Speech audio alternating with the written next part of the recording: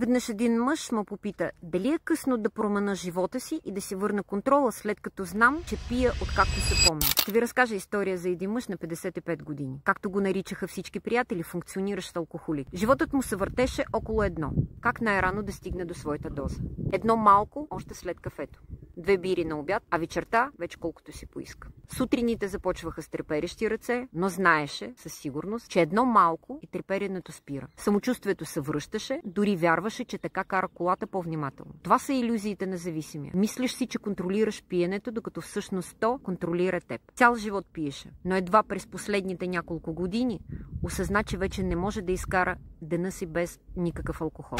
Че вече не може да чака и вечерта. Има ли шанс за такъв човек да се промени? Да, но само ако в един момент си признае, че не иска да живее по този начин и да поиска тази промяна. И ние сме тези, които може да му помогнем да си върне нормалния живот. Това е нашия телефон.